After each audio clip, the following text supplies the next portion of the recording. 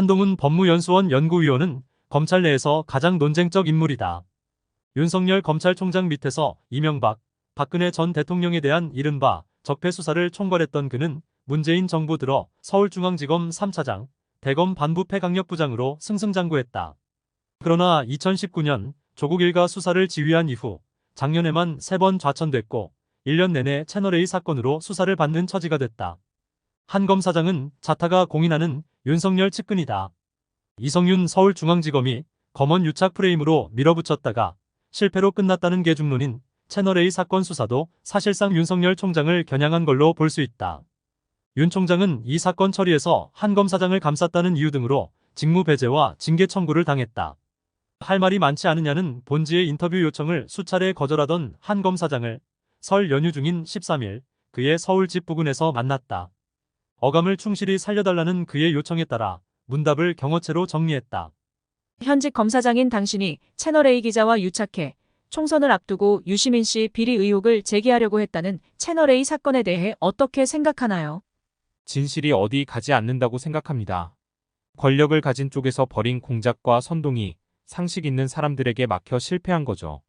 이성윤 중앙지검장은 한동훈이 휴대전화 비밀번호를 안 주니 포렌식 기술이 더 발달할 때까지 기다리자며 무혐의 결재를 미루는데 추미애 전 장관 등이 9개월 전에 상당한 증거가 있다고 말했는데 다 어디 가고 아직 휴대전화 얘기만 되풀이하는지 모르겠네요.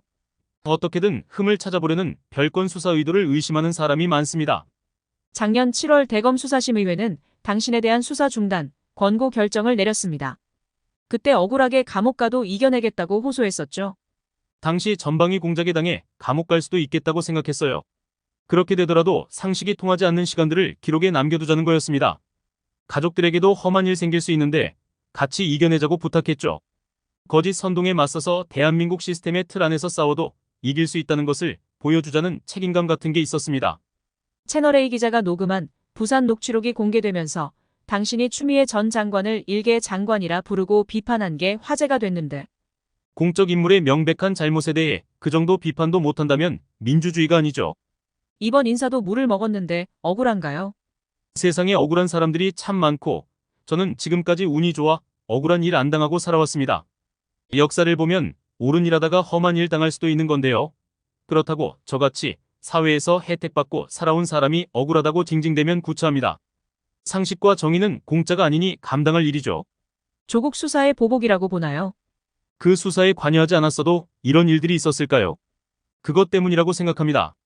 과잉 수사였다는 지적도 있는데 설명 안 되는 의혹들이 워낙 많았고 관련자들이 말을 맞춰 거짓말을 하거나 해외 도피까지 한 상황이라 집중적 수사가 필요했던 겁니다. 예를 들어 입시 비리나 펀드 비리 같은 건들만 봐도 그 정도 사실이 드러나면 보통 사람들은 사실 자체는 인정하되 유리한 사정을 설명하는 식으로 방어합니다. 그런데 오히려 음모론을 동원해 더 적극적으로 사실 자체를 부정했으니 압수수색 같은 수사가 더 필요했던 거죠. 여권은 사소한 문제를 부풀렸다고 합니다. 자본시장의 투명성, 학교 운영의 투명성, 고위공직자의 청렴성과 정직성, 입시의 공정성, 그리고 사법방해 어느 하나도 사소하지 않습니다. 누구에게나 있는 문제도 아니죠. 출세시켜준 정부를 배신했다는 공격도 있었죠. 권력이 물라는 것만 물어다주는 사냥개를 원했다면 저를 쓰지 말았어야죠. 그분들이 환호하던 전직 대통령들과 대기업들 수사 때나 욕하던 조국 수사 때나 저는 똑같이 할 일을 한 거고 변한 게 없습니다. 여권에선 윤 총장이나 당신이 정치적 목적으로 정권 수사를 했다고 의심합니다. 윤 총장이나 저나 눈 한번 질끈 감고 조국 수사 덮었다면 계속 꽃길이었을 겁니다. 권력의 속성상 그 수사로 제 검사 경력도 끝날 거라는 거 모르지 않았습니다. 그 사건 하나 덮어버리는 게 개인이나 검찰의 이익에 맞는 아주 쉬운 계산 아닌가요? 그렇지만 그냥 할 일이니까 한 겁니다. 직업윤리죠. 선출된 권력에 대한 검찰의 저항이라는 비판도 있습니다. 그냥 틀린 말입니다. 누구든 법을 지키지 않으면 법에 따라 처벌받을 수 있어야만 민주주의이고 법치주의입니다. 모든 헌법 교과서에 나오는 당연한 말이죠. 한 검사장은 전직 대통령 2명 외에도 전 대법원장, 삼성, 현대차, SK 등 대기업 총수, 전현직 판사, 청와대 출신 인사와 금융인 등 수많은 거물을 법정에 세웠다.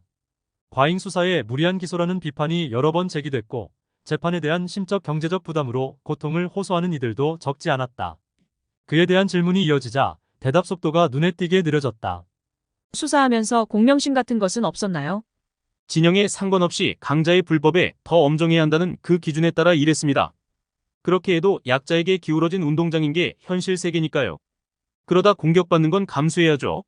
물론 제가 한 일들이 모두 다 정답은 아니었겠지만 틀린 답을 낸 경우라면 제 능력이 부족해서지 공정이나 정의에 대한 의지가 부족해서는 아니었을 거라고 말할 수 있습니다. 경제 상황 고려하지 않고 기업 수사를 너무 가혹하게 하지 않았나요? 저는 기업인이 대한민국 사회를 여기까지 발전하게 하는데 대단히 중요한 역할을 했고 앞으로도 꼭 그래야 하고 깊이 존경받아야 한다고 생각합니다. 그런데 이 사회 발전의 원동력은 자유시장과 시장에서의 경쟁인데 그 기초는 공정한 룰이 지켜질 것이라는 믿음입니다. 심각한 불법이 드러난 이상 그게 누구라도 똑같은 룰이 적용되어야만 그런 믿음이 가능합니다. 이명박 박근혜 정부와 현 정부의 적폐 수사를 다 해봤는데 차이점은? 그런 비교가 제 몫은 아니지만 과거에는 사실이면 잘못이라는 전제하에 혐의를 부인하는 경우가 많았는데 최근에는 사실이라 해도 뭐가 문제냐는 주장을 하는 경우가 많은 것 같습니다. 여권은 월성 원전 조기 폐쇄가 정책에 대한 것이니 수사 대상이 안 된다고 하는데 정책도 헌법과 법률을 지키면서 집행되어야 한다고 생각합니다. 김학의 불법 출금 수사는 어떤가요? 지탄받는 악인을 응징할 때에도 절차적 정당성을 지키는지가 그 사회가 문명인지 아닌지를 가르는 기준이라 생각합니다. 주제가 검찰 개혁으로 넘어갔다. 당신은 검찰주의자냐는 질문에 한 검사장은 저는 검찰을 사랑하지 않아요. 의인화된 검찰 조직이란 허상입니다. 저한테 월급 주는 건 국민이고 거기 충성한다는 생각은 분명하지만 검찰 조직이라는 허상에 충성할 생각은 예나 지금이나 없어요라고 했다. 검찰 개혁에 찬성하는지, 검찰이 자성할 부분은 무엇인가요? 대단히 찬성합니다. 그런데 진짜 검찰 개혁은 살아있는 권력 비리라도 엄정하게 수사할 수 있는 시스템을 만드는 겁니다. 특별한 검사가 목숨 걸어야 하는 게 아니라 보통의 검사가 직업 윤리적 용기를 내면 수사를 할 수 있는 시스템 말입니다. 당초 검찰 개혁 논의는 검찰이 살아있는 권력 비리를 눈치 보고 봐줘서 국민들이 실망했던 것에서 시작된 거 아닌가요? 그 부분이야말로 검찰이 자성해야 할 부분입니다. 이 정부의 검찰 개혁은 반대 방향이라 안타깝습니다. 그 결과 권력 비리 수사의 양과 질이 드라마틱하게 쪼그라들 겁니다. 그게 일반 국민 삶에 무슨 영향을 미치죠? 검찰 권한을 지키기 위한 핑계로 들립니다. 강자의 권력 비리가 드러났는데도 처벌받지 않는 것이 뉴노멀이 되는 순간 부패는 공사 모든 영역으로 좀비처럼 퍼져나갈 겁니다. 가속도 붙을 거고요. 모든 영역에서 약자들과 서민들이 대놓고 착취당할 겁니다. 여당이 검찰이 무소불위라며 부패, 경제, 선거 등 6대 범죄 수사권도 뺏겠다고 합니다. 추미애 전 장관 같은 사람 한 명이 1년도 안 돼 완전히 무력화할 수 있는 검찰이 어떻게 무소불위인가요?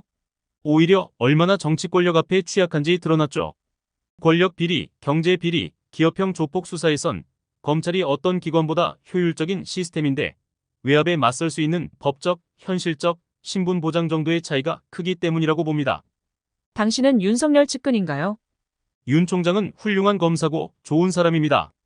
그분이나 저나 공직자이고 할 일을 했던 것뿐입니다. 굳이 말하자면 가치를 공유하는지는 몰라도 이익을 공유하거나 맹종하는 사이는 아니니 측근이라는 말이 맞는지도 모르겠네요. 윤 총장이 정치할 거라고 보나요? 그건 지금 제가 말할 수 있는 부분이 아니네요. 당신이 노무현 재단 계좌를 추적했다고 주장하던 유시민 씨가 최근 공개 사과를 했죠. 법적 조치를 하겠다고 했는데 저뿐 아니라 유 씨의 거짓 선동에 1년 넘게 현혹당한 많은 국민이 피해자입니다. 그러니 어물쩍 넘어갈 수 없죠. 앞으로 계획은? 검사 그만둘 때까지 지금까지처럼 살겠죠. 손해보더라도 상식과 정의의 편에 서야 한다는 다짐은 늘 합니다. 20년 동안 수사마다 그걸 지키는 게 쉽지는 않았는데 운 좋게도 그때마다 주위에 좋은 수사관들, 실무관들, 검사들이 있었어요. 윤 총장도 그런 분입니다.